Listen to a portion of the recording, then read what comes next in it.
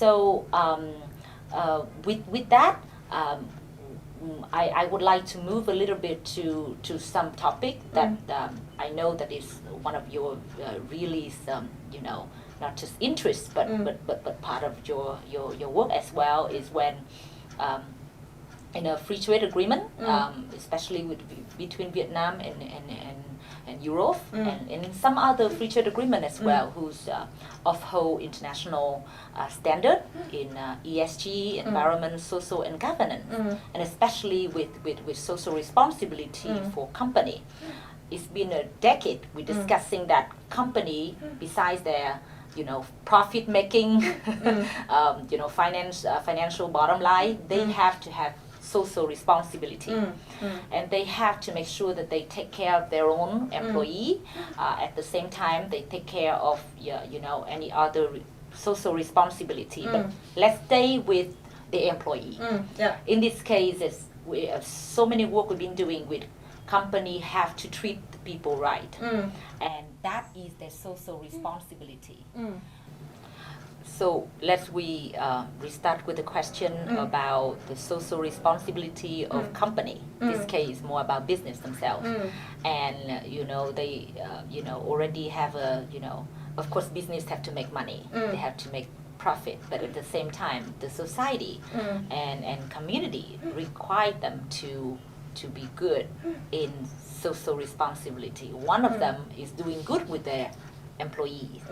So connecting the picture of learning organization that anyone want to achieve to get to the goal that they wanted, together with social responsibility that they should do, particularly to show respect and their care for their worker. Do you think there's any connection between those two? And, of course. and maybe we would come with some sort of common formula to make it easier for business to do the job.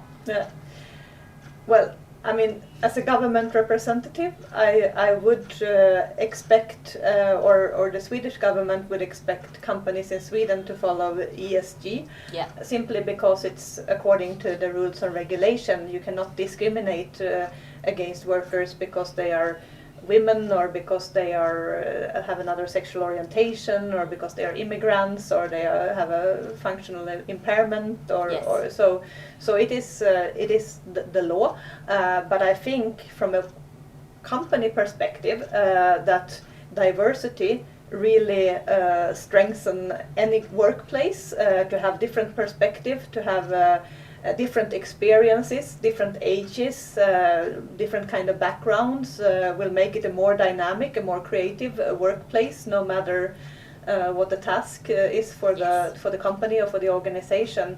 And in order to have that working smoothly with people from different backgrounds, different experiences, you cannot have one norm that this is what a worker or a co-worker in this organization need to be like. You have to be open for everybody to fulfill the full potential on their terms.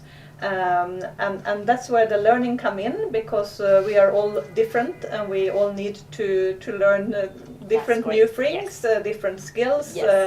And the employer also have to take a responsibility to create space for each worker to reach their potential.